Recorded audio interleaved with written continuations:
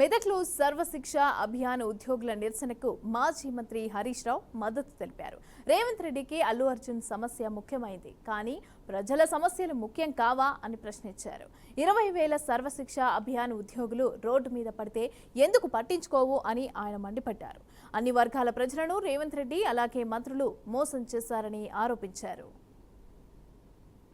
42% crime rate పెరిగింది. హత్యలు, మానభంగాలు, చైన్ స్నాచింగ్, రాబరీస్, దొంగతనాలు, ల్యాండ్ లిటిగేషన్లు 42% కేసులు పెరిగినాయి. 10,000 కేసులు పెరిగినాయి. అంటే నీ పాలన ఎంత చెత్తగా ఉన్నదో దీన్ని బట్టి స్పష్టంగా అర్థమవుతుంది. దేంట్లో ఏ వర్గాలు సంతోషంగా ఉన్నారు, ఏ వర్గాలు సంతోషంగా ఉన్నారు?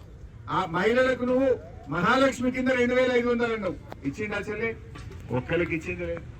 రైతులకు 2 లక్షలు మాఫీ అన్నాడు. ఇలా కానోళ్ళు ఉంటారు, ఉన్నారా లేదా? అయినా అందరికి అయినా జర కానోలు చేయప్పుడు చూస్తాయి. ఇంతమంది గాలి. నేను అసెంబ్లీలో అడిగిన అయిపోయింది రుణమాఫీ అడుగు చూసి రమేనా అయిపోయింది రుణమాఫీ చేసేసిన అంటాడు. హరీష్ రావు అంటే నన్ను ఎంబడబట్టాడు, నేను చేసేసిన రుణమాఫీ అంటాడు. మరి అయిందా లేదా? ఏ ఊర్లోకి వస్తావా రావా అంటే రాడు. ఊర్లోకి రమ్మంటే వచ్చే ధైర్యం లేదు. ఏమనంటే ముంగటి 4 జీపులు 4 జీపులు పెట్టుకొని బయలుదేరుతుంది. ఎల్లుండి మెదక్కి వస్తాడు 25 తారీఖు నాడు. మెదక్ చర్చి మీద ఒట్టు పెట్టి తప్పినోడు కాదు. నేను ఒకసారి గిట్టనే అడిగినా, గట్టిగా అడిగితే ఏమన్నాడు? నేను ఏమైనా 9 తారీఖు రుణమాఫీ చేస్తాను, ఇంకెప్పుడు చేస్తావు రేవంత్ రెడ్డి అని గట్టిగా పట్టుకున్నా. గద్దె ఎక్కగానే మొదటి సంతకమే రుణమాఫీ ఒక్కటే నా చేసి పడేస్తా, అందరికి చేస్తా అన్నాడు.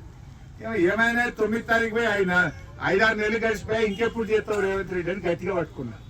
ఆ మధ్య మెదక్కి వచ్చిండు. మెదక్కి వచ్చి ఏం మాట్లాడిండు? ఆ వీడియో చూస్తారా? చూపియాలా? మెదక్కి వచ్చి ఏం మాట్లాడిందంటే ఓపెన్ చేయలేదు. మెదక్కి వచ్చి ఏమన్నాడు? నేను 7 రూపాయల అమ్మవారి మీద ఒట్టు పెట్టి చెప్తున్నా, మెదక్ చర్చి మీద ఒట్టు పెట్టి చెప్తున్నా, 15 ఆగస్టు లోపు రైతులందరికీ రుణమాఫీ చేస్తా అన్నాడు. 42% క్రైమ్ రేట్